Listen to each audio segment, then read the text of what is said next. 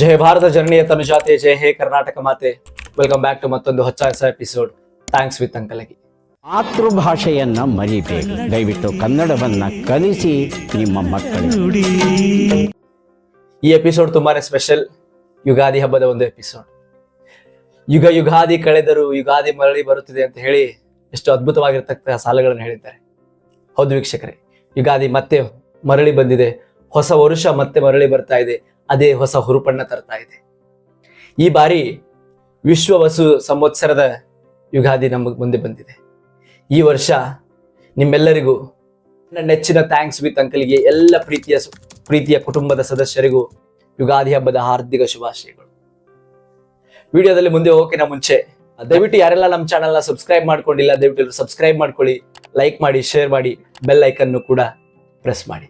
Bell icon press ಮಾಡೋದ್ರಿಂದ ನಾನು ಯಾವುದೇ ರೀತಿಯ ಹೊಸ ವಿಡಿಯೋಗಳನ್ನ ಹಾಕಿದ್ರೆ ಅದರ ಮೊದಲ ನೋಟಿಫಿಕೇಶನ್ ನಿಮಗೆ ಬರುವಂತಾಗತ್ತೆ. ಯುಗಾದಿ ನಮ್ಮೆಲ್ಲರಿಗೂ ಹೊಸ ವರ್ಷ. ಯುಗಾದಿ ಅಂದ ತಕ್ಷಣ ನಮ್ಗೆ ನೆನಪು ಬರೋದೇ ಎಣ್ಣೆ ಸ್ನಾನ, ಬೇವು ಬೆಲ್ಲ, ಪಂಚಾಂಗದ ಶ್ರವಣ. ಈ ವರ್ಷದ ಮಳೆ ಬೆಳೆ ಯಾವ ತರ ಇರುತ್ತೆ ಇಸ್ಕೊಳ್ತಕ್ಕಂಥ ವಿಷಯ. ಬರೀ ಬೇವು ಬೆಲ್ಲ ತಿಂದು ಸವಿಯೋದು ಮಾತ್ರ ಈ ಹಬ್ಬ ಅಲ್ಲ. ಈ ಹಬ್ಬಕ್ಕೆ ತನ್ನದೇ ಆಗಿರ್ತಕ್ಕಂಥ ವೈಶಿಷ್ಟ್ಯ ಕೂಡ ಇದೆ. ಈ ಹಬ್ಬದಲ್ಲಿ ನಾವು ಬೇವು ಬೆಲ್ಲವನ್ನು ತಿಂತೀವಿ. ಈ ಹಬ್ಬ ನಮಗೆ ಬರೀ ಹಬ್ಬವಾಗಿಲ್ಲ, ಸುಮಾರು ಸಾವಿರಾರು ಪಾಠಗಳನ್ನು ಸಹ ಈ ಹಬ್ಬ ನಮಗೆ ಹೇಳ್ಕೊಡುತ್ತೆ. ಅದು ಯಾವುದು, ಈ ಹಬ್ಬದ ಹಿನ್ನೆಲೆ ಏನು, ಯಾಕೆ ಈ ಹಬ್ಬವನ್ನು ಆಚರಿಸ್ತೇವೆ ಅನ್ನೋದನ್ನ ಮುಂದೆ ನೋಡೋಣ. ಈ ಯುಗಾದಿಯ ಆದಿಯನ್ನ ಹುಡುಕ್ತಾ ಹೋದ್ರೆ ನಮ್ಗೆ ಅದರ ಆದಿ ಸಿಗೋದು ತುಂಬಾ ಕಷ್ಟ. ಯಾಕಂದ್ರೆ ಈ ಯುಗಾದಿಯ ಬಗ್ಗೆ ನಿಖರವಾಗಿರ್ತಕ್ಕಂಥ ಸಮಯಗಳನ್ನ ನಾವು ಹುಡುಕಾಡಕ್ ಹೋದ್ರೆ ಈ ಯುಗಾದಿ ಯಾವಾಗಿಂದ ಶುರುವಾಯಿತು, ಈ ಹಬ್ಬ ಯಾಕೆ ಶುರುವಾಯಿತು ಅಂತ ನಿಖರವಾಗಿರ್ತಕ್ಕಂಥ ಒಂದಿಷ್ಟು ಸಮಯ, ವರ್ಷಗಳನ್ನ ನಾವು ಹುಡುಕಕ್ ಹೋದ್ರೆ ನಮ್ಗೆ ಸಿಗಲ್ಲ. ಯಾಕಂದ್ರೆ ನಮ್ದು ಸನಾತನ ಧರ್ಮ. ಯಾವ ಧರ್ಮಕ್ಕೆ ಆದಿ ಇಲ್ಲವೋ ಆ ಧರ್ಮಕ್ಕೆ ಅಂತ್ಯವೂ ಇಲ್ಲ. ಅಂಥದ್ದು ನನ್ನ ಧರ್ಮ, ಸನಾತನ ಧರ್ಮ. ಈ ಸನಾತನ ಧರ್ಮದಲ್ಲಿ ಆಚರಿಸುವಂತ ವರ್ಷದ ಮೊದಲನೆಯ ಹಬ್ಬ ಈ ಯುಗಾದಿ ಹಬ್ಬ. ಯಾಕಂದ್ರೆ ನಮ್ಮ ಧರ್ಮ ಯಾವುದೋ ಒಬ್ಬ ಪ್ರವಾದಿಯಿಂದ ಆಗ್ಲಿ, ಇನ್ನೊಬ್ಬ ಧರ್ಮ ಪ್ರಚಾರಕನಾಗಿಂದಾಗ್ಲಿ, ಅಥವಾ ಇನ್ಯಾವುದೋ ದೇವದೂತರಿಂದಾಗ್ಲಿ ಸ್ಥಾಪಿಸಲ್ಪಟ್ಟ ಧರ್ಮವಲ್ಲ ನಮ್ದು. ನಮ್ಮ ಧರ್ಮಕ್ಕೆ ಆದಿಯೂ ಇಲ್ಲ, ಅಂತ್ಯವೂ ಇಲ್ಲ. ಅದೇ ನನ್ನ ಸನಾತನ ಧರ್ಮ ಅಂತ ನಾನು ಹೆಮ್ಮೆ ಅಂತ ಹೇಳ್ಕೊಡ್ತೀನಿ. ಯಾವ ಧರ್ಮಕ್ಕೆ ಆದಿ ಇರುವುದಿಲ್ವೋ ಆ ಧರ್ಮಕ್ಕೆ ಅಂತ್ಯವೂ ಕೂಡ ಇರೋದಿಲ್ಲ ಅಂತ ಹೇಳ್ತಾರೆ.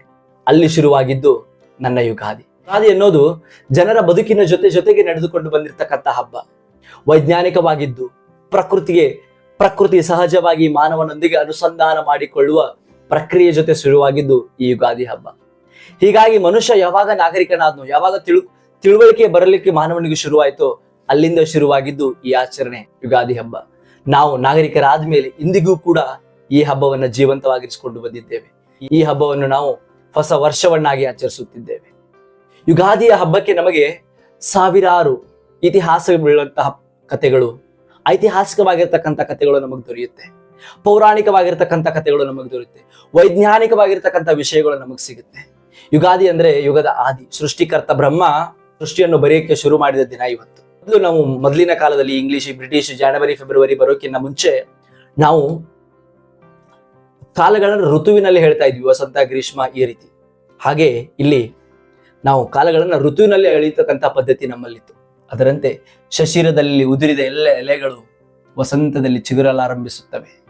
ಪ್ರಕೃತಿ ಹೊಸ ಚಿಗುರಿನಿಂದ ಕಂಗೊಳಿಸಲಾರಂಭಿಸುತ್ತದೆ. ಹೀಗಾಗಿ ಎಲ್ಲವೂ ಹೊಸತನ, ಎಲ್ಲೆಡೆ ಹೊಸತನ. ಈ ಹೊಸತನದಿಂದ ಶುರುವಾಗಿದ ಹಬ್ಬ ಈ ಯುಗಾದಿ.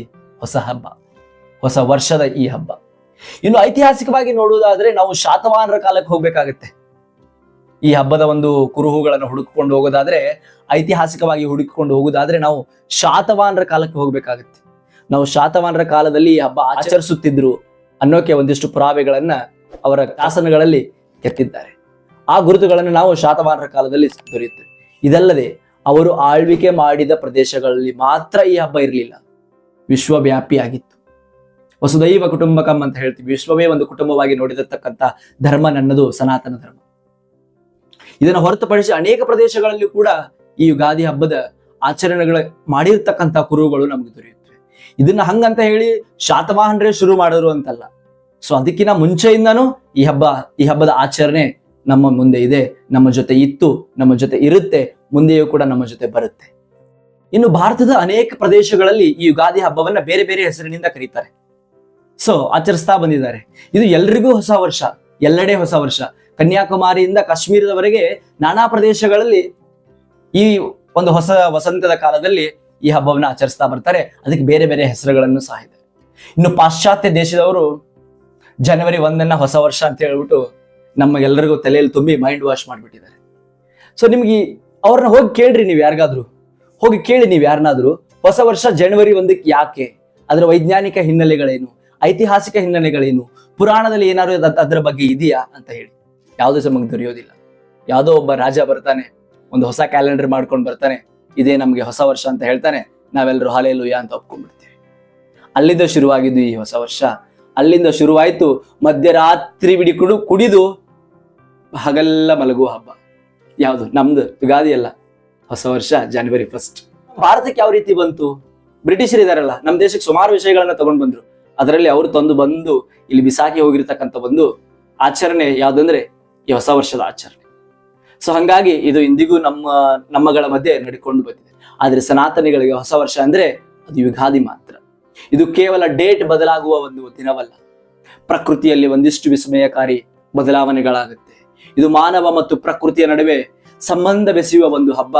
ಅದು ನಮ್ಮ ಯುಗಾದಿ ಹಬ್ಬ, ನನ್ನ ಸನಾತನ ಧರ್ಮದ ಹಬ್ಬ. ಇನ್ನು ರಾಮಾಯಣದ ಕಾಲಕ್ಕೆ ಹೋಗೋದಾದ್ರೆ, ಈ ಹಬ್ಬದ ವಿಶೇಷತೆಗಳನ್ನು ನೋಡೋದಾದ್ರೆ, ಶ್ರೀರಾಮಚಂದ್ರ ರಾವಣನ ಸಂಹಾರ ಮಾಡಿ ಮತ್ತೆ ವಾಪಸ್ಸು ಬಂದ ದಿನವೂ ಕೂಡ ಯುಗಾದಿ ಆಗಿತ್ತು ಅಂತ ಹೇಳ್ತಾರೆ.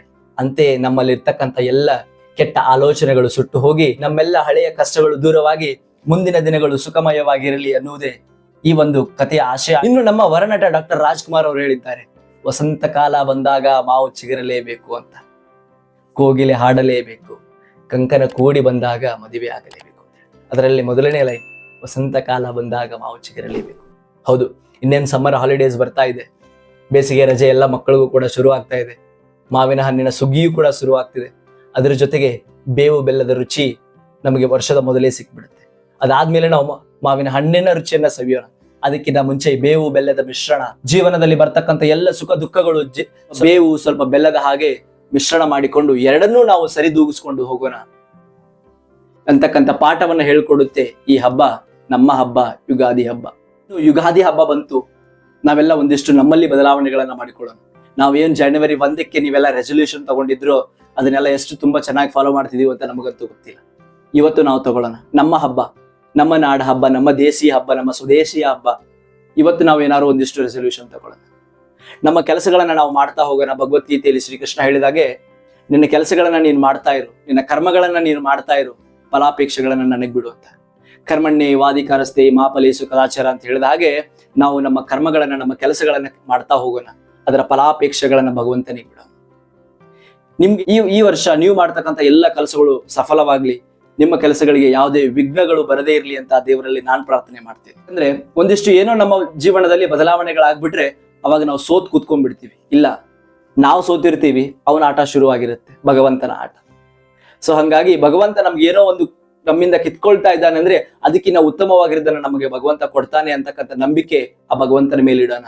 ನಮ್ಮ ಪ್ರತಿನಿತ್ಯದ ಪರಿಶ್ರಮವನ್ನ ನಾವು ಮಾಡ್ತಾನೆ ಇರೋಣ, ಫಲಾಪೇಕ್ಷೆಗಳನ್ನ ದೇವರಿಗೆ ಬಿಡೋಣ ಅಂತ ಹೇಳ್ತಾ, ವಿಡಿಯೋ ಬಗ್ಗೆ ನಿಮ್ಗೆ ಯಾವ ರೀತಿ ಅನಿಸ್ತು ಅನ್ನೋದನ್ನ ದಯವಿಟ್ಟು ಕಮೆಂಟ್ ಬಾಕ್ಸ್ ಅಲ್ಲಿ ತಿಳಿಸಿ. ಮತ್ತು ದಯವಿಟ್ಟು ಲೈಕ್, ಶೇರ್, ಸಬ್ಸ್ಕ್ರೈಬ್ ಮಾಡೋದನ್ನ ಮರಿಬೇಡಿ. ಮತ್ತೆ ಇದೇ ರೀತಿಯಾಗಿರ್ತಕ್ಕಂಥ ಇಂಟ್ರೆಸ್ಟಿಂಗ್ ವಿಷಯದ ಜೊತೆ, ಇಂಟ್ರೆಸ್ಟಿಂಗ್ ಸಂಗತಿಗಳ ಜೊತೆ ನಿಮ್ಮ ಮುಂದೆ ಬರ್ತೀನಿ. ಅಲ್ಲಿ ತನಕ ನೋಡ್ತಾ ಇರಿ ಥ್ಯಾಂಕ್ಸ್ ವಿತ್ ಅಂಕಲ್ಗೆ. ನಮಸ್ಕಾರ. ಜೈ ಕರ್ನಾಟಕ.